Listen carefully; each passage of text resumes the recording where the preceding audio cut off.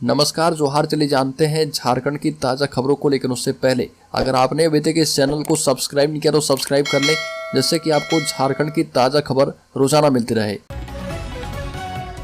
सबसे पहली खबर, झारखंड में कांग्रेस के राज्यसभा सांसद धीरज साहू और उनके परिवार की company Baldev Sahu and group of companies के ठिकानों पर मिले रुपयों की गिनती तीसरे दिन भी जारी है। अब जब्त रुपयों का आंकड़ा 300 करोड़ पार कर चुका है। बरामद रुपयों की गिनती जारी रहेगी और इन नोटों को गिनने के लिए 6 बड़ी और 6 छोटी मशीनें लगी है। छापेमारी को लेकर ना तो सांसद ने और ना ही कंपनी के किसी तरह की प्रतिक्रिया आई है और छापेमारी का चौथा दिन भी लगातार जारी रहेगा। बल्कि राज्य में सीआईडी की रिपोर्ट का खुलासा, राज्य के 12 जिलों में एक माह में 55 प्राथमिकियां दर्ज, सबसे अधिक देवघर में 20 मामले और यहां पर 103 साइबर अपराधी पकड़े गए। झारखंड में साइबर ठग रोज नए नए तरीके अपनाकर ठगी को अंजाम देते हैं। चिंता की बात यह है कि देश भर में साइबर अपराध का जनक माने जाने वाले जामताड़ा में साइबर अपराध कम हो चुके हैं और राजधानी रांची में ठगी की घटनाएं अप्रत्याशित रूप से बढ़ गई है। राज्य में 12 महीने में 235 केस दर्ज हुए हैं और राहत की बात यह है कि सीआईडी का प्रतिबिंब ऐप साइबर अपराधी के लिए काल बन चुका है। इस ऐप की मदद से महज एक महीने में 228 साइबर अपराधी की गिरफ्तारी हो चुकी है। अगली खबर, फुट ओवर ब्रिज का होगा निर्माण, मॉडल स्टेशन बनेगा नामकुम में। गुड्स शेड पर 25 करोड़ और यात्री सुविधाओं पर 10 करोड़ रांची में खर्च किए जाएंगे। रांची के नामकुम स्टेशन को बड़े स्टेशन के तौर पर तैयार किया जा रहा। इसे डेवलप करने के लिए 35 करोड़ रुपए खर्च किए जा रहे। नामकुम स्टेशन में गुड्स यानी सामान शेड को मॉडल के रूप में तैयार किया जा रहा। इस पर रेलवे 25 करोड़ रुपए खर्च करेगा। गुड्स ट्रेनों का आवागमन नामकुम स्टेशन पर होता है और नामकुम से ही ट्रकों में खाद्य सामग्री भरकर रांची समेत आसपास के जिलों में भेजी जाती है। ऐसे में यह स्टेशन रेलवे के लिए अति महत्वपूर्ण हो चुका है। अगली खबर, झारखंड के कांग्रेस सांसद धीरज साहू के ठिकानों से नोटों का जखीरा मिला तो भाजपा ने मांग लिया हेमंत सोरेन का इस्तीफा। झारखंड के राज्यसभा सांसद और कांग्रेस नेता धीरज साहू के ठिकानों पर इनकम टैक्स की रेड में मिल रही नकदी की बड़ी बड़ी मशीनों से गिनती 3 दिन से जारी है। अब इस पर राजनीति भी शुरू है और भारतीय जनता पार्टी के राष्ट्रीय प्रवक्ता गौरव भाटिया और झारखंड प्रदेश भाजपा के अध्यक्ष बाबूलाल मरांडी ने राज्य के मुखिया हेमंत सोरेन का इस्तीफा मांगा। गौरव भाटिया ने इस मुद्दे पर नई दिल्ली में प्रेस कॉन्फ्रेंस करके कहा कि विपक्षी गठबंधन भ्रष्टाचार की गारंटी है, जबकि पीएम मोदी की गारंटी इसे जड़ से उखाड़ फेंकने और दोषियों के खिलाफ कार्रवाई करने के लिए तैयार है। अगली खबर, पीएम मोदी के सलाहकार तरुण कपूर झारखंड दौरे पर गाड़ी लॉन्ग से करेंगे भारत संकल्प यात्रा का शुभारंभ। पीएम मोदी के सलाहकार तरुण कुमार देर शाम 2 दिवसीय दौरे पर टंडवा स्थित एनटीपीसी नॉर्थ कर्णपुरा पहुंचे हैं और यहां पर एनटीपीसी एवं सीसीएल के अधिकारी से उनका स्वागत किया गया। सूत्रों की माने तो टंडवा पहुंचने के उपरांत उन्होंने कोल इंडिया के चेयरमैन पीएम प्रसाद, सीसीएल के सीएमडी बी बीरा रेड्डी सहित सीसीएल के कई आला अधिकारी के साथ समीक्षा बैठक की। इस दौरान कोल उत्पाद और डिस्पैच से जुड़ी अहम जानकारी ली। बड़ी खबर, कांग्रेस के सांसद धीरज साहू के ठिकानों से मिले करोड़ों के कैश को लेकर सांसद संजय सेठ ने मुख्यमंत्री हेमंत सोरेन पर साध दिया निशाना। बीजेपी सांसद संजय सेठ ने कहा कि कांग्रेस नेताओं के पास नोट छापने की मशीन है, बावजूद इसके झारखंड के मुख्यमंत्री हेमंत सोरेन हमेशा रोते रहते हैं कि केंद्र हमें पैसा नहीं देता, केंद्र सरकार पर झूठे आरोप लगाते हैं। मुख्यमंत्री हेमंत सोरेन को कांग्रेस सांसद धीरज साहू के ठिकानों से मिले 200 करोड़ रुपए से अधिक रुपए को लेकर झारखंड की जनता को जवाब देना चाहिए। पहले कांग्रेस के मंत्री रामेश्वर उरांव के बेटे के यहाँ नकदी बरामद होती है और अब कांग्रेस के सांसद धीरज साहू के यहाँ पर नकदी बरामद हो रही है। बड़ी खबर, झारखंड के मुख्यमंत्री हेमंत सोरेन राज्य में पूर्व की बीजेपी सरकार पर निशाने पर लेते हुए कहा कि कांग्रेस सरकार के कार्यकाल में लोगों को जीवन बेहतर हुआ है।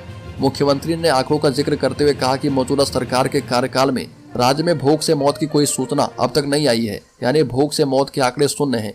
मुख्यमंत्री हेमंत सोरेन ने कहा कि 294 करोड़ रुपए की कुल 353 परियोजनाओं का शिलान्यास कर दिया है और मुख्यमंत्री ने कहा कि झारखंड राज्य के गठन के बाद 2 दशकों से अधिक समय तक सत्ता बीजेपी के साथ रही, लेकिन गरीब किसान, युवाओं, बुजुर्ग और विधवाओं के लिए कुछ नहीं किया गया।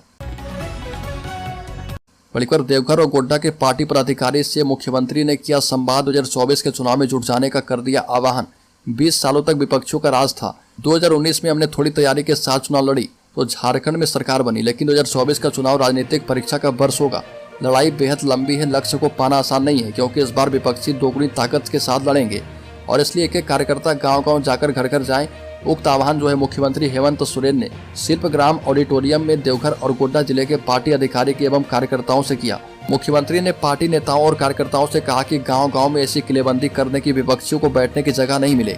मुख्यमंत्री ने पार्टी के नेताओं कार्यकर्ताओं में जोश भरते हुए कहा कि भले ही विपक्षी 3 राज्य जीत गए हों, लेकिन झारखंड उन्हें जीतने नहीं देंगे। बड़ी खबर, झारखंड मुक्ति मोर्चा कार्यकर्ताओं के साथ संवाद कार्यक्रम में पार्टी के केंद्रीय महासचिव विनोद पांडे ने कहा कि सरकार आपके द्वार प्रथम फेज में भी काफी सफल रहा था और इस बार भी लगातार बेहतर कार्यक्रम पूरे राज्य में हो रहे। यह सिर्फ प्राधिकारियों और अफसरों की बदौलत सफल नहीं हो रहा, इसमें झारखंड मुक्ति मोर्चा का कार्यकर्ता सबसे अहम भूमिका निभा रहा और कार्यकर्ताओं से कहा कि राज्य सरकार की उपलब्धियों को जन जन तक पहुंचाएं। श्री पांडे ने कहा कि कार्यकर्ता पार्टी की रीढ़ है, इसीलिए 2024 के चुनाव में लोकसभा हो या फिर विधानसभा पूरी तैयारी के साथ मैदान में जाएं। बड़ी खबर, राजस्थान के बाद अब झारखंड पर बीजेपी का फोकस, भाजपा के फैसलों से जानिए मोदी के मन की बात। मोदी के मन में झारखंड है। बता दें कि राजस्थान, मध्य प्रदेश और छत्तीसगढ़ में चुनाव जीतने के बाद मोदी के मन में झारखंड का टारगेट है। चाहे वह टारगेट लोकसभा चुनाव में 14 सीटें जीतने का हो या फिर विधानसभा चुनाव में बीजेपी को सत्ता दिलवाने का। निश्चय पीएम मोदी के लिए 2024 के टारगेट में झारखंड टॉप प्रायोरिटी में होगा। मध्य प्रदेश, राजस्थान और छत्तीसगढ़ में सत्ता हासिल करने के बाद बीजेपी काफी उत्साहित है और उसके पास अब झारखंड और बिहार की सत्ता में काबिज होना बिल्कुल ही आसान है। बीजेपी सत्ता में यहाँ पर नहीं है और इन 3 राज्य में सबसे पहले झारखंड में ही विधानसभा चुनाव होने हैं, इसीलिए पीएम मोदी का अगला लक्ष्य जो है झारखंड है।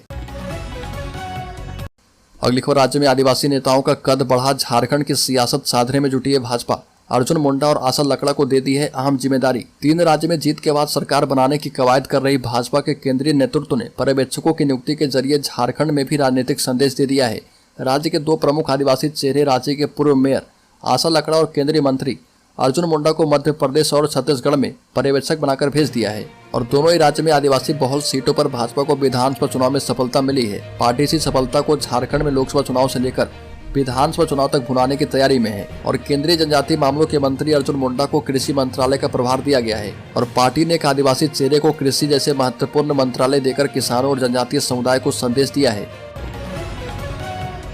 अगली खबर, खूंटी की युवती का गुमला में टुकड़ों में मिला शव, विधायक ने हत्या के विरोध में किया प्रोटेस्ट, तख्तियां लेकर लोगों ने की है जांच की मांग। खूंटी जिले के तोरपा विधायक कोचे मुंडा ने कार्यकर्ताओं के साथ ब्लॉक परिसर में 1 दिवसीय धरना दिया और गुमला के फोरी गांव में खूंटी की युवती की हत्या के विरोध में प्रोटेस्ट किया गया। बता दें कि गुमला जिले के गुमला थाना क्षेत्र के फोरी गाँव में मंगलवार को 2 अलग अलग कुएं से 2 टुकड़ों में युवती का शव मिलने से सनसनी फैल गई।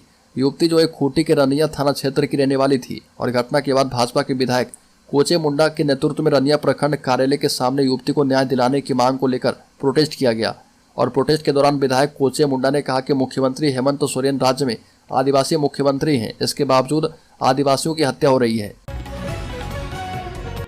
बड़ी खबर, 18 दिसंबर को मुख्यमंत्री हेमंत सोरेन आएंगे हजारीबाग। आपकी योजना आपकी सरकार आपके द्वार कार्यक्रम में होंगे शामिल। हजारीबाग के इचाक प्रखंड में आपकी योजना आपकी सरकार आपके द्वार कार्यक्रम का आयोजन किया जाएगा, जिसमें मुख्यमंत्री हेमंत सोरेन शिरकत करेंगे और इसको लेकर डीसी नैन्सी सहाय और एसपी ने अधिकारी के साथ बैठक करके मुख्यमंत्री के कार्यक्रम की तैयारी की समीक्षा की। बड़ी खबर, देश में हर साल 2.5 करोड़ गोवंश का होता है वध, 50 लाख की तस्करी कर भेजा जाता है बांग्लादेश। आरएसएस प्रचारक ने किया दावा, हर वर्ष देश भर में लगभग 2.5 करोड़ गौ माताओं का वध कर दिया जाता है और 50 लाख से ज्यादा गौ माताओं की तस्करी करके विभिन्न रास्ते से देश भर के अलग अलग राज्य से बांग्लादेश भेजा जाता है और ये हृदय विदारक बातें गो पूजकों के लिए एक अभिशाप की तरह है। राष्ट्र निर्माण, राष्ट्र सेवा, प्रकृति एवं पर्यावरण को बचाने में गोवंश पालकों एवं गौरक्षकों का महत्वपूर्ण योगदान है। बड़ी मुख्यमंत्री हेमंत सोरेन ने गोड्डा को 441 करोड़ की दी सौगात, कहा कि 8 लाख गरीबों को देंगे अबू आवास। हेमंत सोरेन ने गोड्डा जिला स्थित मुंदर कोठी स्टेडियम में आयोजित आपकी योजना आपकी सरकार कार्यक्रम के 3रे चरण के अंतर्गत आयोजित कार्यक्रम में करीब 441 करोड़ रुपए का 217 योजनाओं का उद्घाटन एवं शिलान्यास किया। इस दौरान 1,81,303 लाभुकों के बीच लगभग 300 करोड़ 96 लाख रुपए की परिसंपत्ति बांटी गई और ये भी कहा कि आमजन की आवश्यकता के मुताबिक योजनाएं बन रही और राज्य के 8 लाख से अधिक वंचित परिवार को अबू आवास योजना का लाभ भी दिया जाएगा। सर्वजन पेंशन योजना लागू करने के मामले में झारखंड देश का पहला राज्य है और साथ ही साथ वर्तमान में सरकार की योजनाओं को लेकर मुख्यमंत्री हेमंत सोरेन ने बयान दिया। बड़ी खबर, आयकर विभाग ने कांग्रेस के राज्यसभा सदस्य धीरज साहू के अलग अलग ठिकानों से 200 करोड़ कैश बरामद किए हैं। इस पर प्रतिक्रिया देते हुए डॉक्टर देवशरण भगत आजसू नेता ने कहा कि इतनी बड़ी मात्रा में कैश मिलना इस बात की पुष्टि करता है कि कांग्रेस ने साथी दलों के साथ मिलकर हमेशा झारखंड को सिर्फ लूटने और ठगने का काम किया है। आजसू पार्टी ने कहा कि जनता को अपने झूठे वादों से दिग्भ्रमित करके यह लोग आज सत्ता में बैठ गए। धनराशि जिसे जनता और प्रदेश के विकास पर खर्च होना चाहिए था, उसे इन्होंने अपने यहाँ तिजोरी में बंद कर दिया। आजसू पार्टी ने कहा कि यह पैसा जनता का है, जनता के हक का है और आज इस सरकार की कुशासन व्यवस्था से राज्य के हर वर्ग एवं समुदाय के लोग परेशान हैं। बड़ी खबर, झारखंड में कांग्रेस सांसद धीरज साहू के खिलाफ FIR दर्ज करके पूछताछ किया जाए। गैस बरामदगी के मामले में बाबूलाल मरांडी का बड़ा बयान। झारखंड बीजेपी के अध्यक्ष एवं पूर्व मुख्यमंत्री बाबूलाल मरांडी ने हरमो स्थित पार्टी कार्यालय में कहा कि आज पूरे देश के अखबारों में ये मामला छाया हुआ है। कांग्रेस पार्टी के राज्यसभा सदस्य सांसद धीरज साहू के ठिकाने से 300 करोड़ रुपए मिले हैं। बाबूलाल मरांडी ने कहा कि वो मानता है कि ये पैसा धीरज साहू का नहीं है, बल्कि कांग्रेस पार्टी का पैसा है। झारखंड में ईडी ने पिछले साल छापेमारी की थी। उस समय झारखंड से पैसा छिपाने के लिए बंगाल, बिहार और उड़ीसा भेजे गए थे। मुझे लगता है कि यही पैसा आज उड़ीसा से बरामद किया गया है। कई दल कहते हैं कि केंद्र सरकार ने हमारे पीछे केंद्रीय एजेंसी को लगा रखा है, तो अब तो यह स्पष्ट हो गया कि क्यों केंद्रीय एजेंसी उनके पीछे लगी है। बड़ी पर लुजपुंज स्थिति में है कांग्रेस। आलाकमान को भी यह जानकारी नहीं किया गया बदलाव तो हार जाएंगे लोकसभा। छत्तीसगढ़ में करारी हार के बाद झारखंड कांग्रेस में असर दिखने लगा है। प्रदेश कांग्रेस के कार्यकारी अध्यक्ष बंधु तिर्की ने नेतृत्व परिवर्तन की मांग की और किसी आदिवासी नेता को अध्यक्ष बनाए जाने की वकालत की है। छत्तीसगढ़ में सत्ता गंवाने के बाद झारखंड कांग्रेस में नेतृत्व परिवर्तन की मांगे तेज हो गई है। पार्टी के वरिष्ठ नेता, पूर्व मंत्री और कार्यकारी अध्यक्ष बंधु तिर्की ने राज्य में कांग्रेस संगठन की खराब स्थिति और राज्य में आदिवासी भावनाओं का हवाला देते हुए नेतृत्व परिवर्तन और किसी योग्य आदिवासी नेता को राज्य की कमान सौंपने की मांग की। और बंधु तिर्की ने कहा कि छत्तीसगढ़ में पार्टी की हार का मुख्य कारण पार्टी का माइक्रो लेवल तक नहीं पहुंच पाना है। राहुल गांधी, प्रियंका गांधी, मल्लिकार्जुन खड़गे जैसे बड़े नेताओं के कार्यक्रम हुए, लेकिन हम जमीनी स्तर तक नहीं पहुंच पाए। अगली खबर, अमन सिंह की हत्या के बाद जाग चुका है प्रशासन। राज्य के सभी जेलों में लगेगा 5G jammer, mobile call track करना होगा आसान। रांची के ओटवार स्थित बिरसा मुंडा केंद्रीय कारागार सहित राज्य की सभी 28 जिलों में कैद गैंगस्टर जेल से ही अपनी सल्तनत चला रहे। जेल से ही मोबाइल का इस्तेमाल करके व्यवसायियों से रंगदारी वसूलते हैं। जमीन खरीद बिक्री का धंधा, कोयला पत्थर या बालू का अवैध धंधे का जेल से ही संचालन किया जाता है। 3 दिसंबर को धनबाद जेल में गैंगस्टर अमन सिंह की हत्या के बाद हुई कार्रवाई में साफ हो गया कि जेलों में बड़े पैमाने पर मोबाइल का इस्तेमाल हो रहा। बता दें कि गृह सचिव ने पिछले दिनों अधिकारी के साथ बैठक करके छोटे बड़े सभी जेलों को तकनीकी रूप से सुरक्षित बनाने पर चर्चा की है और जल्द ही नई टेक्नोलॉजी का जैमर लगाने का प्रस्ताव तैयार करके कैबिनेट की स्वीकृति ली जाएगी और 5G जैमर लगाया जाएगा।